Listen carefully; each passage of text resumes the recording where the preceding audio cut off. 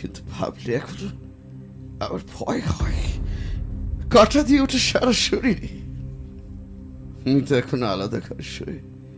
ওর বদ্ধমূল ধারণা হয়েছে সেদিনের মতো আবার আমি ওর গলা টিপে পারব।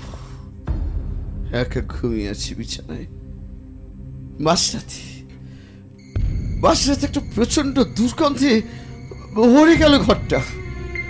সেই গন্ধের প্রকৃতিটা এক কথায় বোঝানো অসম্ভব।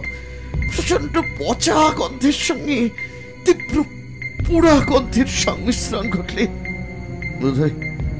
বোধহয় এমনটা হওয়া সম্ভব।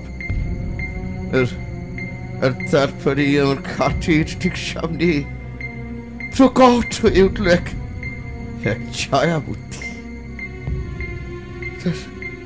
তার চোখে মুখে ঘৃণা আর বিদ্বেষ ভীষণভাবে স্পষ্ট হয়ে উঠেছে।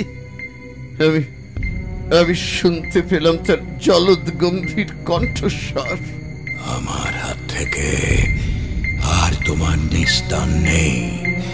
কি ভেবেছ বারবার নিষ্ফল হয়ে যাবে ওর জীবন নরপিশাচের হাতে পড়ে? বারবার ওকে মেরে ফেলবে তোমরা, আর আমি অসহায়ের মতো শুনবো, জানবো সেই মর্মান্তিক মৃত্যু সংবাদ। এর কোনো প্রতিকার নেই, প্রতিকার হবে না কোনো দিন। শান্ত সরল নিষ্পাপ আমার মেয়েটা তিল তিল করে যন্ত্রণায় শেষ হয়ে গেছে। গলা টিপে খুন করা হয়েছে ওকে। আর সেই নৃশংস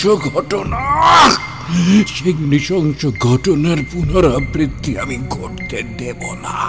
শেষ করে দেব, সব কিছু শেষ করে দেব।